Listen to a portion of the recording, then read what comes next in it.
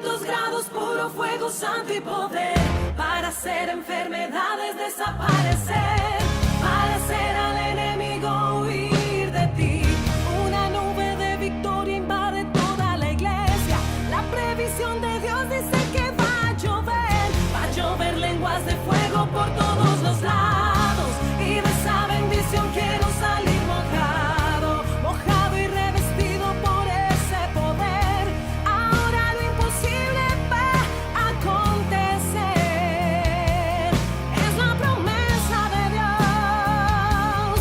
El fuego va a caer por ese poder.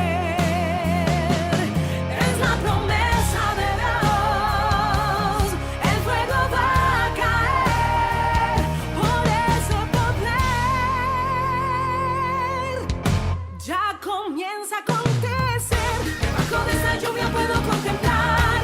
Aleluya de aquí, gloria, aleluya de allá. Inundando los hermanos, bendición en las manos. Nosotros tenemos, somos nosotros mismos. No es el diablo, no es la gente, somos nosotros.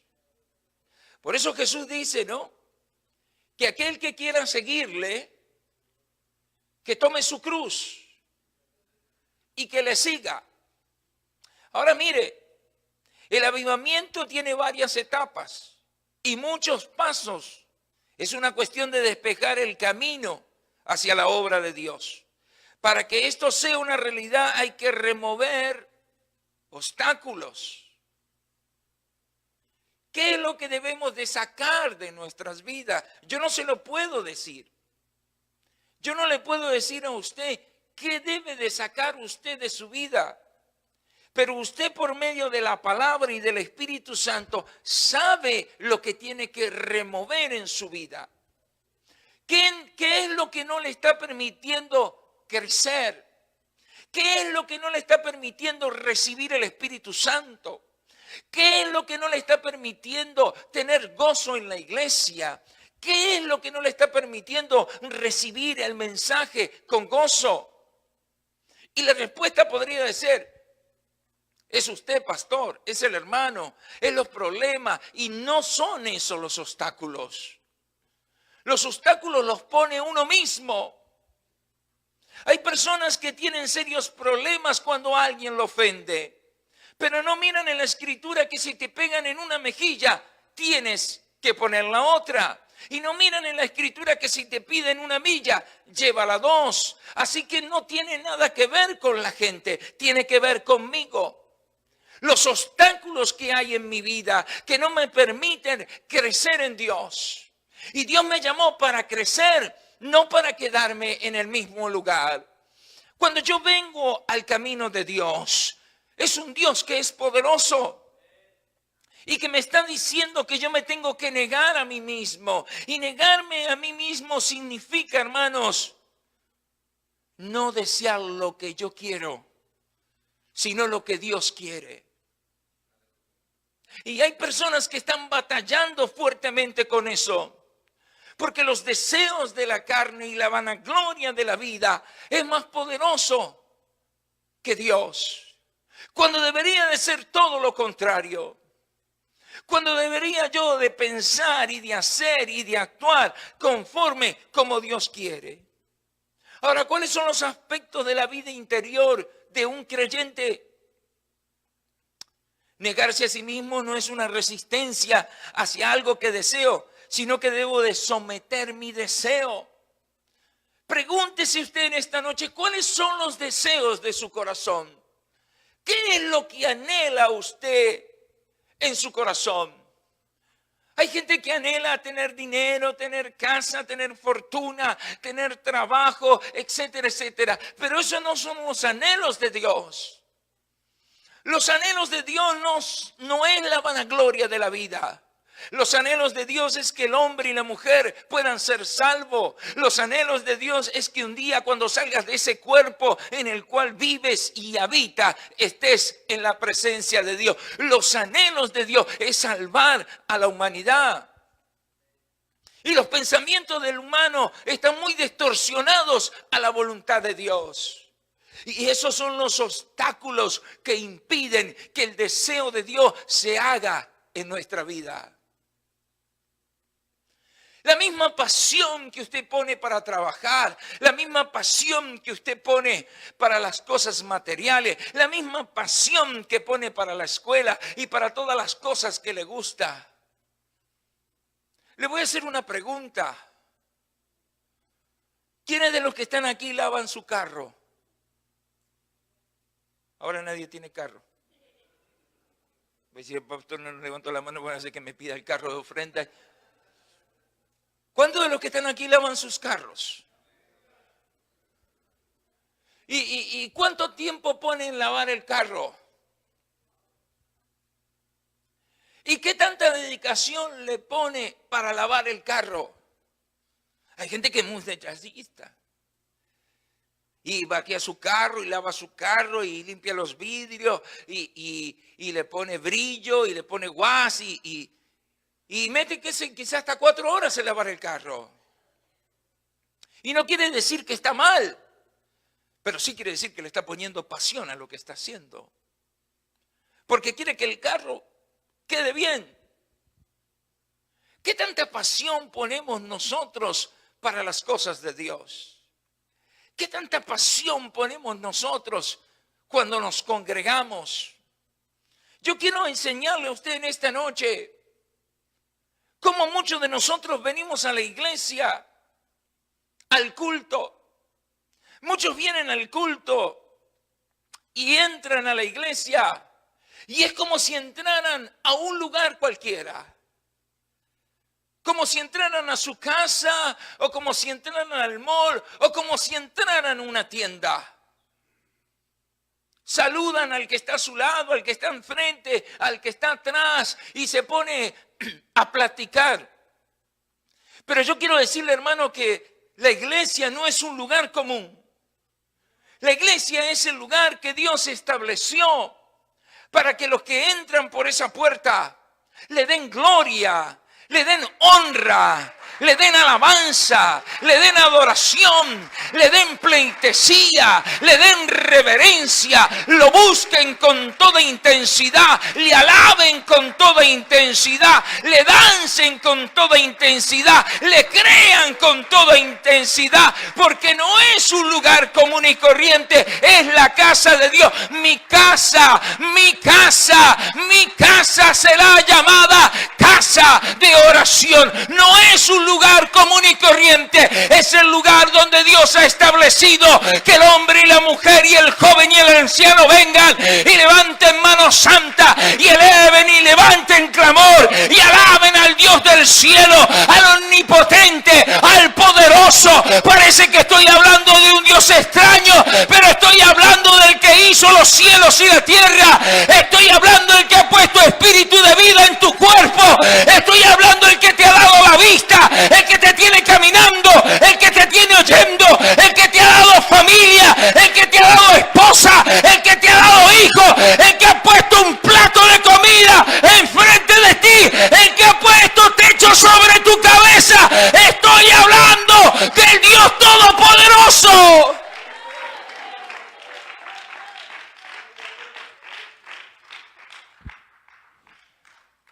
Debe de haber un equilibrio espiritual.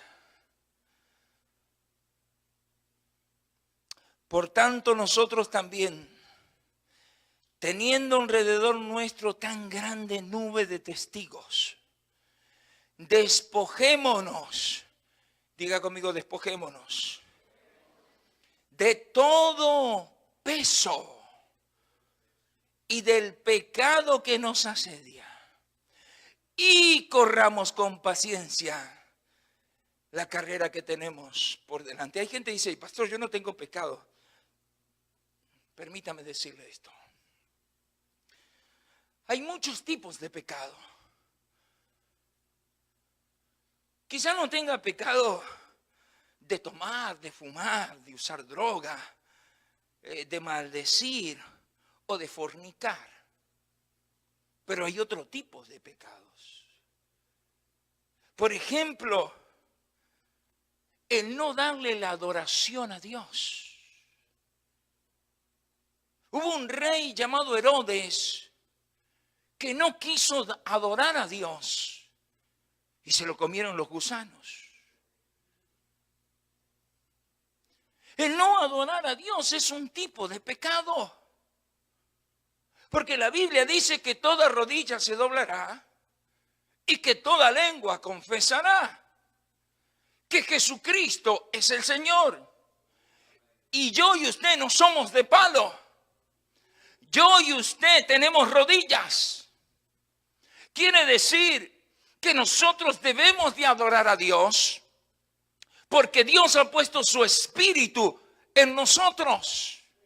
Si los santos que están en el cielo están diciendo día y noche, santo, santo, santo es el que vive, ¿cuánto más los que están aquí en la tierra deberían de darle gloria, honra y alabanza? Hay gente que no quiere adorar a Dios.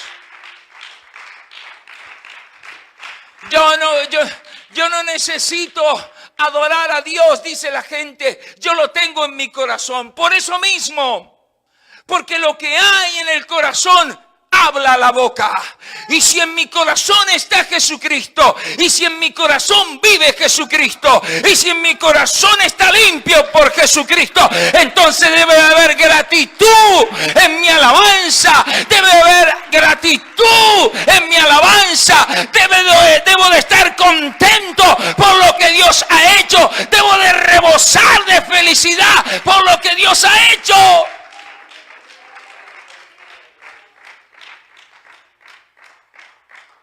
El no adorar a Dios es un tipo de pecado. El no reconocer su presencia es otro tipo de pecado. Hay gente que dice, yo no siento la presencia de Dios, pero no es por culpa de la gente. No sentimos la presencia de Dios porque voluntariamente nos hemos apartado de su presencia. Voluntariamente hemos dejado de buscarle como debemos de buscarle. Voluntariamente no clamamos como deberíamos de clamar. Y evidentemente se empieza a dejar de sentir su presencia. No es que Él se haya apartado, es que los obstáculos que he puesto me han hecho apartarme de Dios.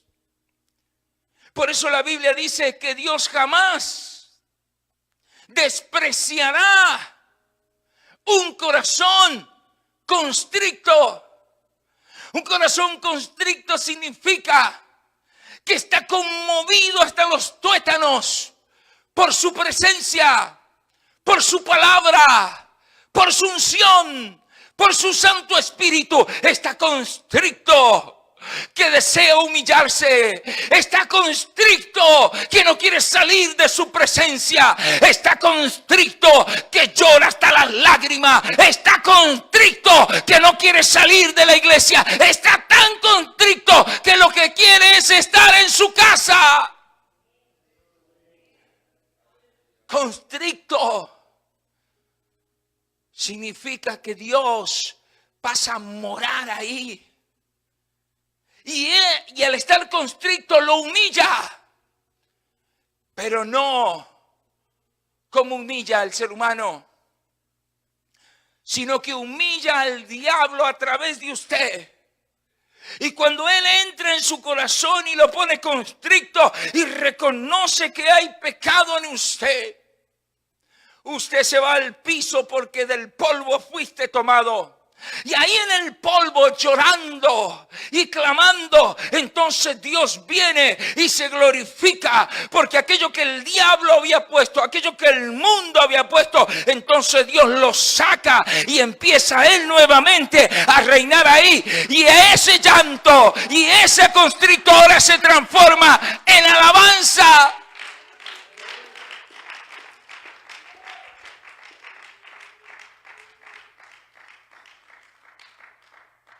Bienaventurado el varón que soporta la tentación, porque cuando haya resistido la prueba, recibirá la corona de vida que Dios ha prometido a los que le aman. Todos tenemos pruebas de una u otra índole. Pero lo que el diablo le ha metido a la gente en la cabeza es que las pruebas lo separan de Dios. Y es totalmente una mentira. Las pruebas te acercan a Dios. Las pruebas hacen que Dios se glorifique.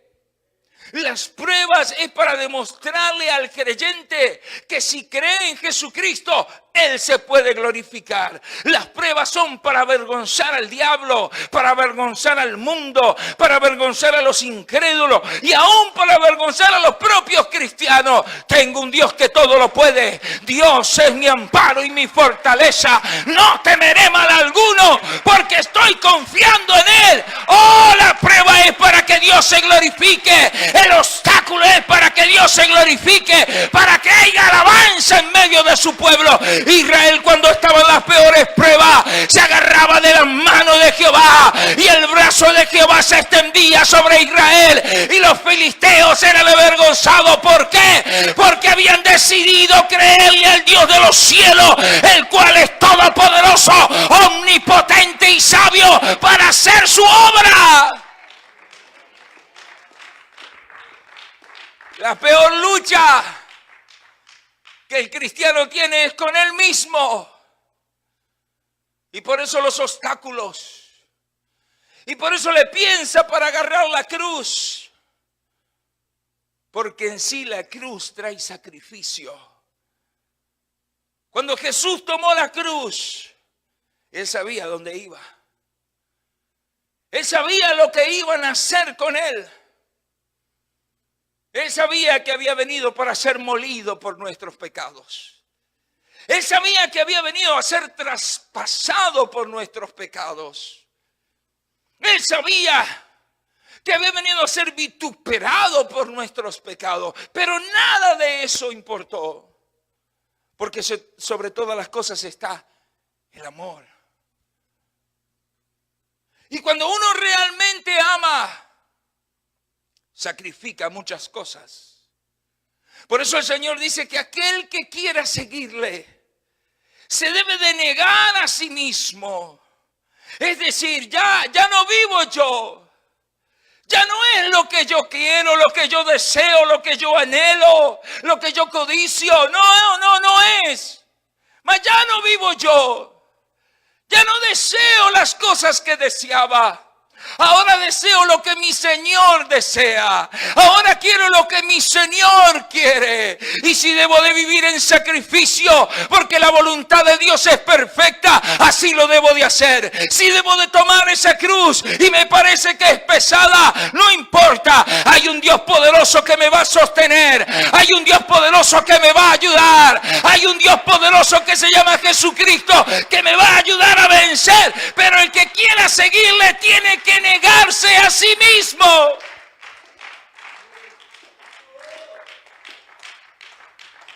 Hay dos fuerzas espirituales enfrentadas. La vida del creyente tiene dos componentes: el viejo hombre y el nuevo hombre, que son las corrientes que tratan de llevarnos a cada uno por un camino diferente. El hombre viejo no acepta con claridad al hombre nuevo. El hombre viejo todavía le atraen las cosas del mundo. El hombre viejo todavía el temperamento lo domina. El hombre viejo no se puede acomodar a lo que Dios quiere hacer. El hombre viejo es un indocto que no recibe la palabra completamente, que quiere pero no puede, que lucha pero no avanza, porque todavía sigue viviendo en esa vieja naturaleza que no ha cambiado, que no ha sido limpia por completo.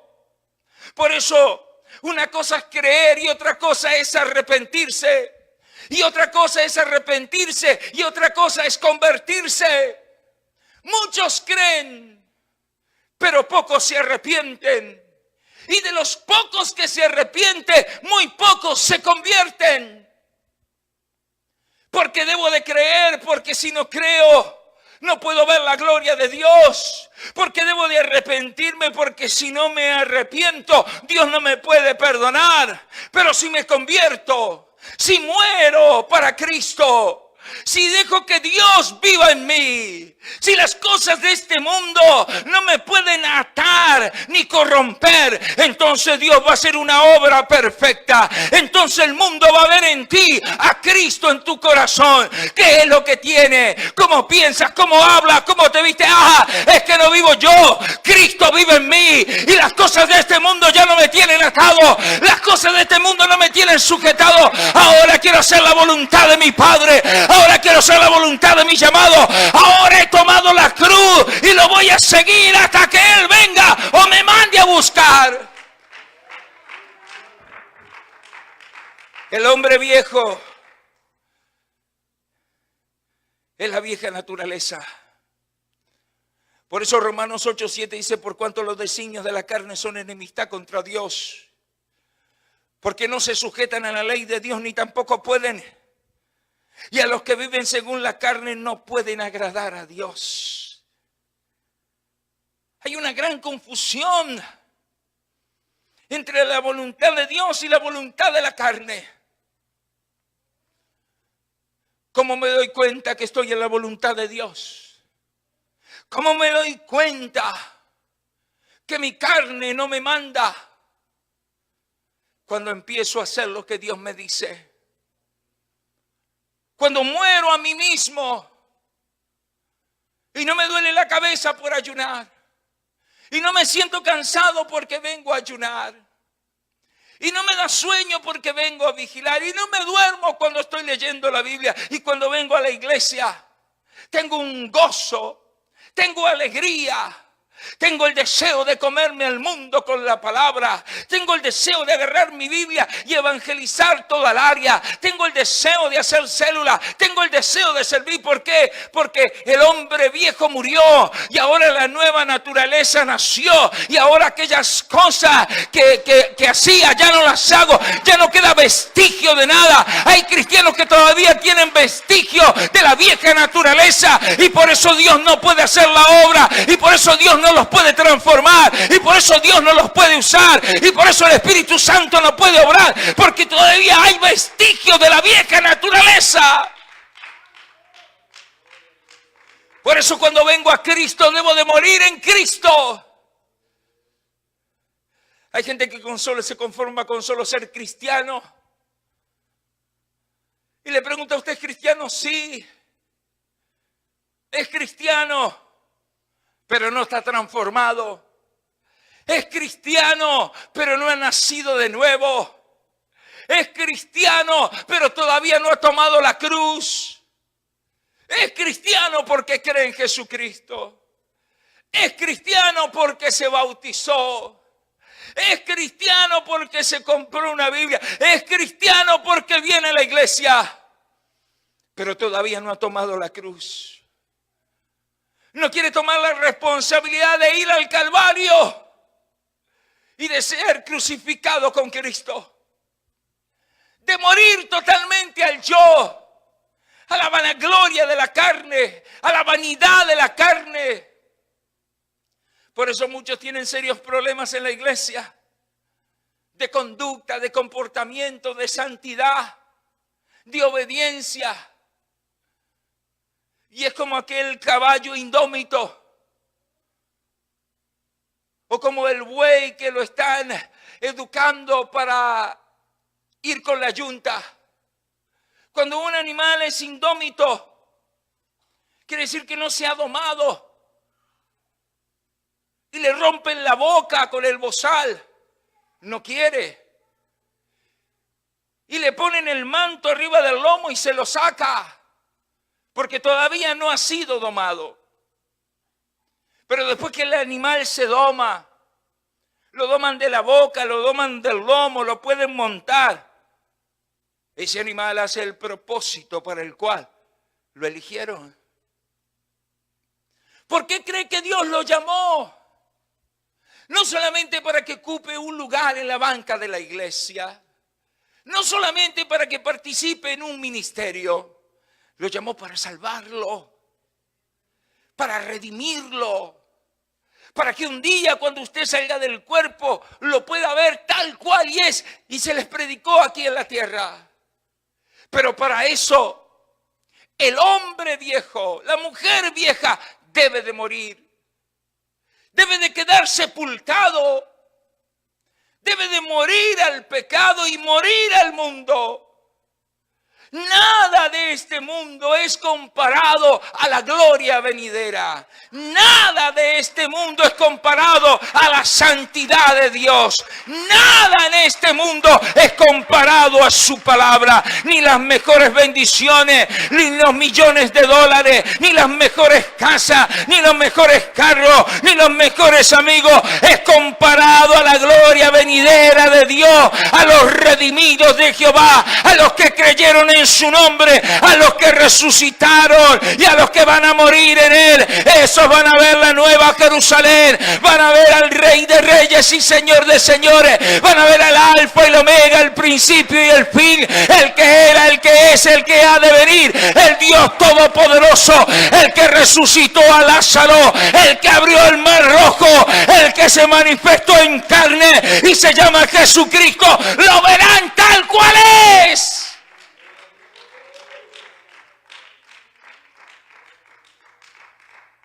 El nuevo hombre, dice la Escritura en Efesios 4:24, vestidos del nuevo hombre creado según Dios, en la justicia y la santidad de la verdad. Su principio es completamente distinto. Además es la obra de Dios en nosotros. El nuevo hombre, la nueva mujer, habla diferente. Piensa diferente, se viste diferente y se comporta diferente. Ya la naturaleza vieja no tiene ninguna potestad sobre él o sobre ella. Todas las cosas viejas pasaron y entonces ahora son hechas nuevas.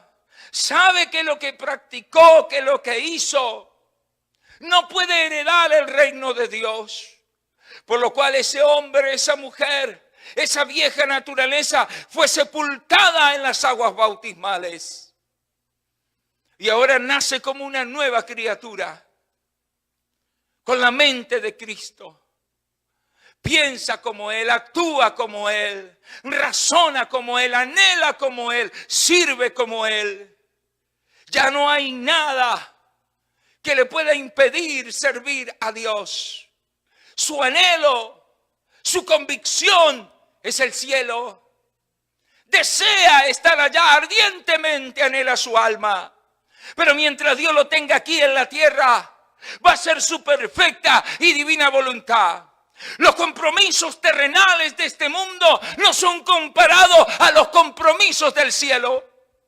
El compromiso de Dios con el hombre fue firmado con sangre en la cruz del Calvario. El compromiso de Dios con el ser humano, Él dio su vida para que usted y yo podamos ser salvos. Por eso Él dice, el que quiera seguirle debe de negarse a sí mismo y tomar su cruz y seguirle. No me importa si no me saludan, no me importa si no me atienden, no me importa si no me llaman, no me importa si no me reconocen, no me importa si no me usan. Yo estoy en la iglesia porque he venido a hacer la voluntad del que me llamó, y el que me llamó es perfecto, el que me llamó es santo y me llamó para perdonarme, me llamó para salvarme, me llamó para bendecirme, me llamó para derramar su Espíritu Santo, me llamó para que le dé alabanza, me llamó para que le dé gloria, me llamó para que le dance, me llamó para que le sirva, y no me importa si no le quiere servir el que está al lado.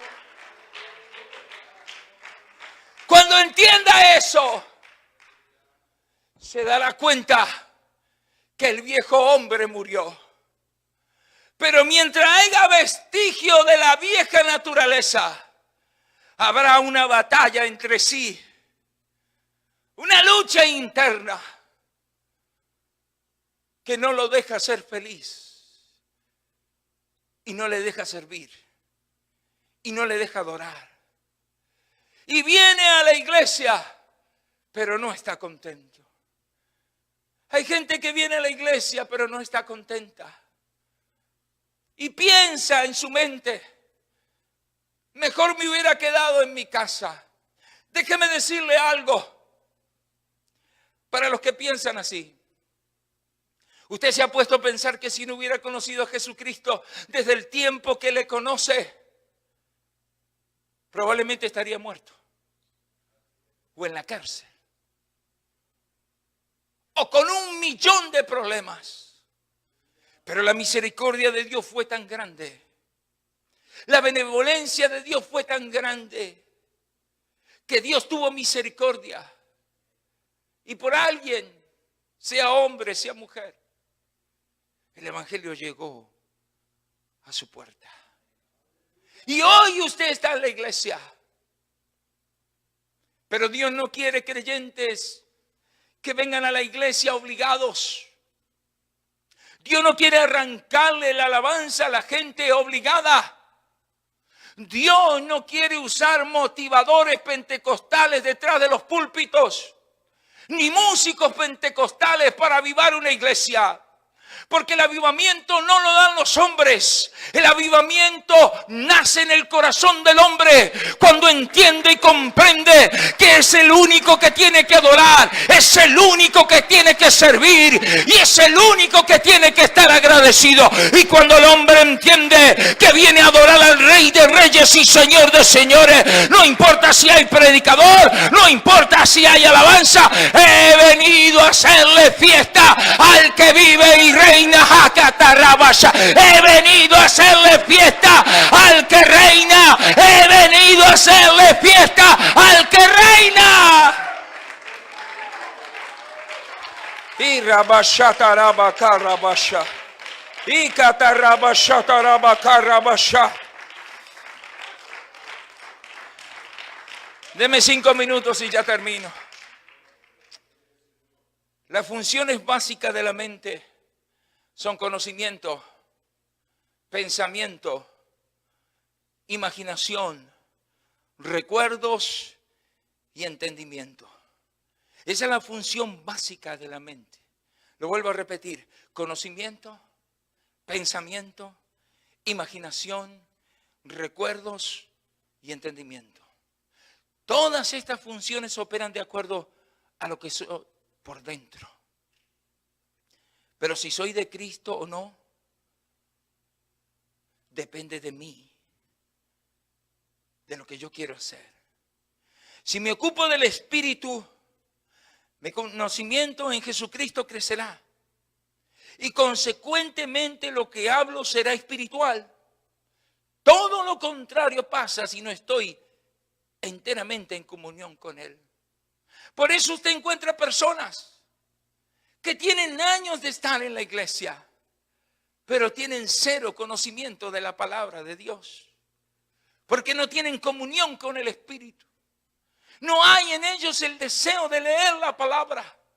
No hay en ellos el deseo de hincarse a orar. Leen la Biblia cuando vienen a la iglesia y oran cuando tienen un problema muy grave. Pero mientras no ocurra eso, su vida espiritual no tiene conexión con Dios. Y por eso su conocimiento no crece. Su intelecto espiritual no se desarrolla. Y por eso Dios no puede hacer la obra. Mi pueblo perece por falta de conocimiento. Porque teniendo la palabra no la escudriñan. Y pudiendo buscarle, no le buscan. Y cuando están en la iglesia, no le adoran. Entonces Dios no se puede manifestar. Entonces Dios no se puede revelar. Entonces Dios no puede hacer mayores cosas. Porque debe de haber un anhelo en mí. Debe de haber pasión en mí. Debe de haber deseo en mí de hacer la voluntad de Dios. El pensamiento gira en torno a lo que hay en mí, pues el pensamiento produce ideas, estrategias y acciones. ¿Qué es lo que usted finalmente termina haciendo? La imaginación Es la representación mental que yo tengo de las cosas. El hombre imagina, se acuerda, como la ciencia ficción. Los recuerdos ocupan gran parte de nuestra vida, pero los recuerdos se aman o se odian dependiendo de quién soy en Cristo. El entendimiento, a lo que nos dedicamos a la mente, aprende y entiende. Esto es una actitud interna. Todo esto va relacionado con la mente que hace posible la comprensión de las cosas, en los cuales el Dios de este siglo cegó el entendimiento de los incrédulos para que no les resplandezca la luz del evangelio de la gloria de Cristo. Romanos capítulo 12, verso 2 dice: no se amolden al mundo actual, sino se han transformado mediante la renovación de su mente. Así podrán comprobar cuál es la voluntad de Dios, buena, agradable y perfecta. Solo cuando pensamos como la mente de Cristo, habrá un avivamiento pleno en nosotros.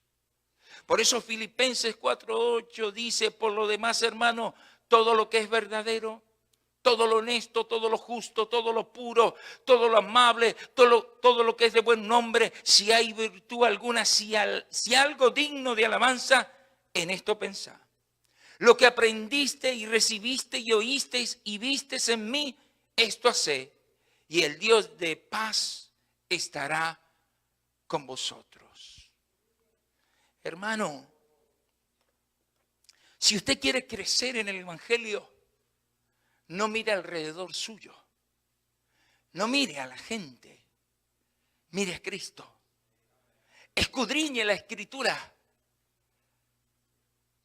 ore sobre sus rodillas, sacrifique para Dios día con día, y usted verá cómo Dios va a empezar a crecer en usted.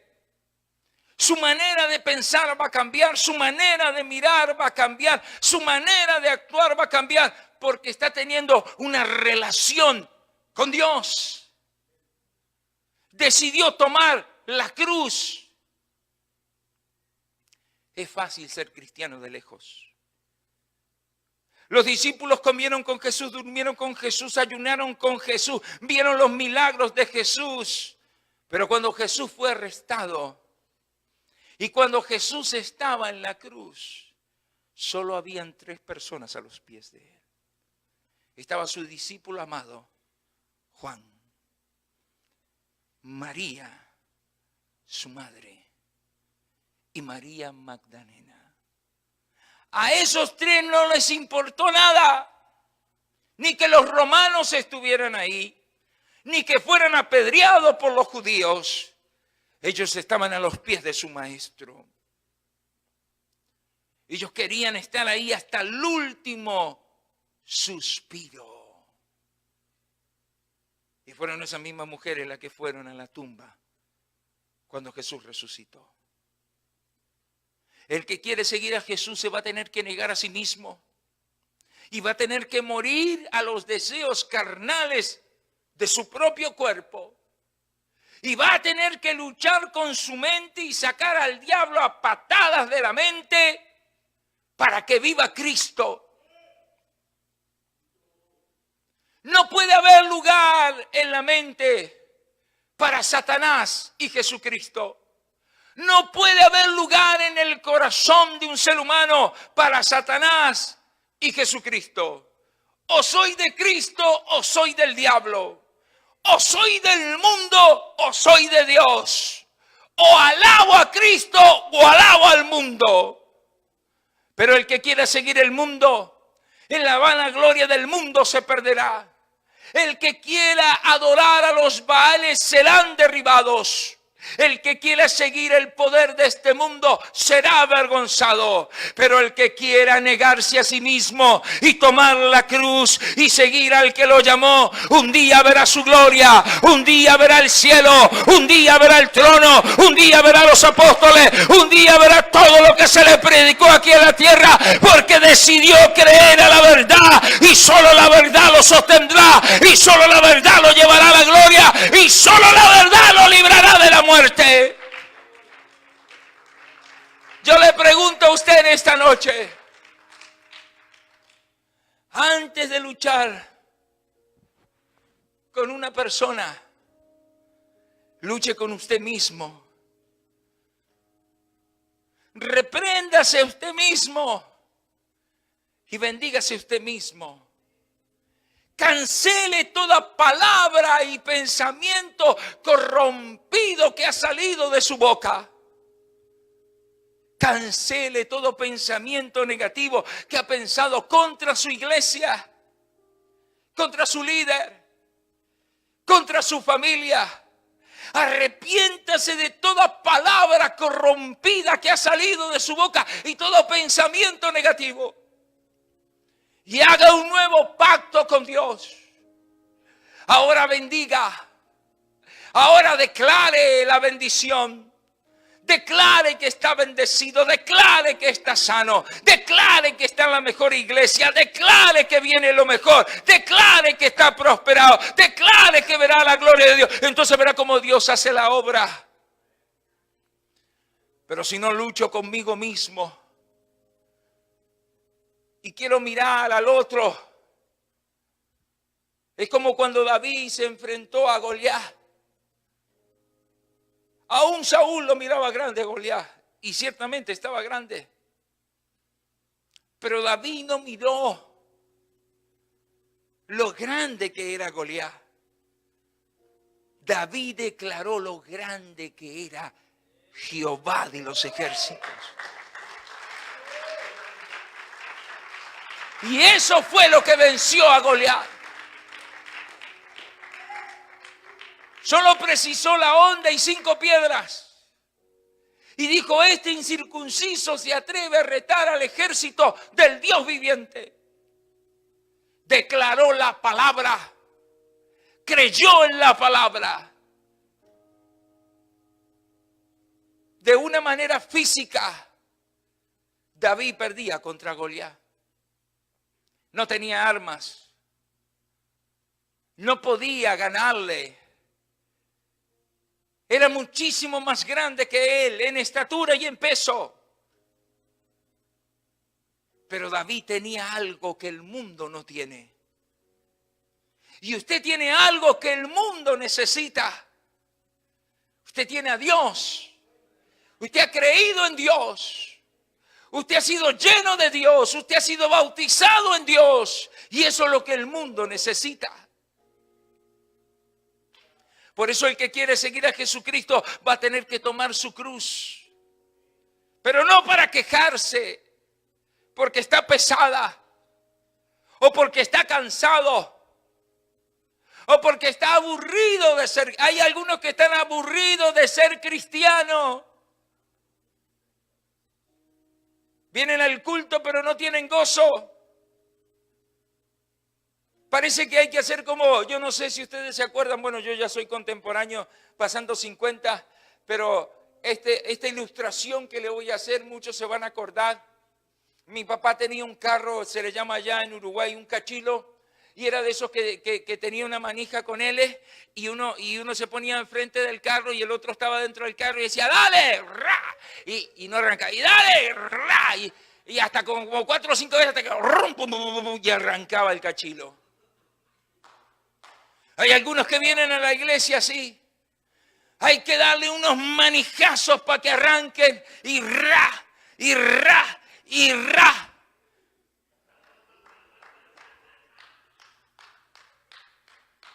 Lo importante que necesitamos es ser llenos de la presencia de Dios. Pregúntese, ¿cuáles son los obstáculos? Y si hay obstáculos, deje que el Señor los quite, que los saque. Todo aquello que estorba, que el Señor los quite, para que Él se pueda glorificar, para que haya fuego en sus huesos, para que su oración no sea una oración común y corriente. Esa oración de, Señor bendíceme, Señora, no. Que sea una oración de fuego, Una oración como oraron los profetas, que dijo: Señor, que descienda fuego del cielo, y descendió fuego del cielo. Que no llueva durante 3 años y no llovió. No, una oración poderosa, una oración que cuando abres tu boca el cielo se paraliza y la gloria se manifiesta. Los ángeles prestan oído porque los hijos de Dios están orando en la tierra. Los hijos de Dios están alabando en la tierra. Los hijos de Dios están reprendiendo a Satanás. Los hijos de Dios están ganando terreno. No puede ser que los impíos sean más astutos que los hijos de Dios, cuando los hijos de Dios se les dio la autoridad, el poder, el dominio para vencer todo mal. ¿Cuántos quieren tomar su cruz? Tome su cruz y niéguese a sí mismo. Y siga a Cristo. Y cada vez que pare, sea para alabarle. Cada vez que pare, sea para bendecir. Cada vez que pare, sea para reconocerlo. No viva un evangelio en una mediocridad espiritual que no va ni para atrás ni para adelante. No es la culpa del pastor, ni del hermano, ni del líder, ni de... No, soy yo mismo. Yo mismo tengo que pelear conmigo mismo. Yo mismo me tengo que reprender. Yo mismo tengo que reconocer que no estoy haciendo bien las cosas. Yo mismo tengo que reconocer que no estoy buscando a Dios como debería de buscarle. Que no estoy leyendo la Biblia como debería de leerla. Que no me estoy santificando como me debería de santificar. Y necesito que Dios me restaure.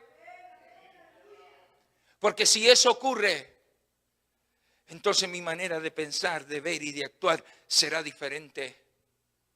Cuando Pablo iba rumbo a Damasco, él llevaba cartas de autoridad para apresar a los que creían en Jesucristo, hasta que Jesús se le apareció.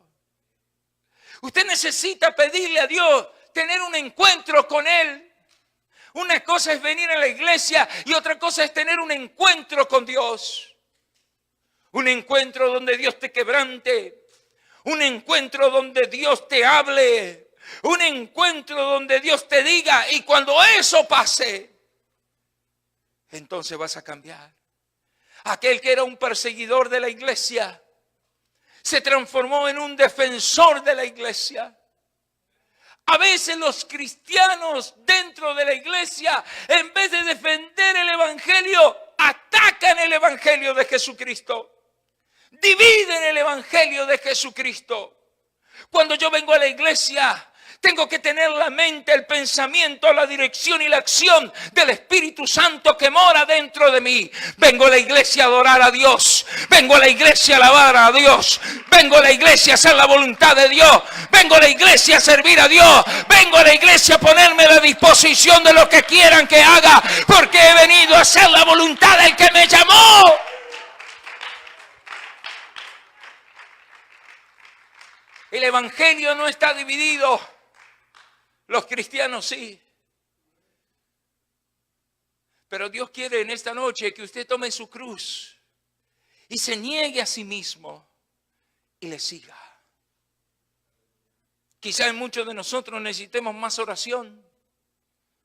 Quizás muchos de nosotros necesitemos más ayuno, más vigilia, más lectura de la palabra, más sacrificio, para que Dios pueda hacer la obra. ¿Cuál es tu obstáculo en esta noche? ¿Qué te está impidiendo realmente hacer la voluntad de Dios? No es el hombre, es uno mismo. Cuando empecé a ir a la iglesia, gloria a Dios por los pastores que tuve, pero yo necesitaba más, crecer más, buscar más. Y cada día me fui metiendo más y más en la palabra y en la oración. Porque necesitamos crecer y no menguar. Y tenemos la costumbre de decir, la gente. No es la gente, hermano. es uno mismo. Por eso el Señor dice, el que quiera seguirme, niéguese. Y yo te hago esta pregunta para terminar. ¿Estás dispuesto a negarte a ti mismo? ¿Estás dispuesto a tomar la cruz y seguirle? Porque si tú quieres llegar al lugar donde Dios te quiere tener, vas a tener que tomar la cruz. Porque si no tomas esa cruz, no vas a poder llegar al otro lado. Porque en la cruz hay una cantidad de cosas que Dios te quiere enseñar. Cuando Jesús fue a la cruz, lo clavaron, lo ataron y le dieron a beber vinagre y le pusieron una corona de espina y se burlaron de él y jugaron a los dados por sus ropas. 6 cosas que hay en la cruz y que es necesario que cada uno de nosotros la soporte. Si no estás dispuesto a que te hagan burla, no estás dispuesto a agarrar la cruz. Si no estás dispuesto a que te claven en la cruz, no estás dispuesto a agarrar la cruz. Si no estás dispuesto a que te claven la corona en la cruz, no estás dispuesto a agarrar la cruz. Y todo eso es necesario. Porque ante los ojos de los hombres, Jesucristo fue la burla y el escarnio cuando expiró su espíritu. Y los cielos tronaron. Y hubo temblor en la tierra. Ciertamente los que estaban ahí dijeron, verdaderamente este era un hombre bueno. Para que la gloria de Dios se revele en nuestra vida, tenemos que tomar la cruz y no soltarla. Cargarla hasta llegar al final. Porque en el final es donde Dios se va a glorificar. En el final es donde vas a recibir la recompensa. Pero hay que tomar la cruz. Jesús, aunque era Dios, fue humilde y manso y cargó la cruz hasta llegar al final. Yo le pregunto a usted en esta noche, ¿quiere cargar su cruz? Cárguela y lleve con ella hasta llegar al final. Y ahí, cuando llegue al final, Dios le va a dar la recompensa. 500 grados, puro fuego, santo y poder, para hacer enfermedades desaparecer, para hacer al enemigo huir de ti. Una nube de victoria invade toda la iglesia. La previsión de Dios dice que va a llover lenguas de fuego por todos los lados. Y de esa bendición quiero salir mojado, mojado y revestido por ese poder. Ahora lo imposible va a acontecer. Es la promesa de Dios. El fuego va a caer por ese poder. Es la promesa de Dios. El fuego va a caer por ese poder. Ya comienza a acontecer. Debajo de esa lluvia puedo contemplar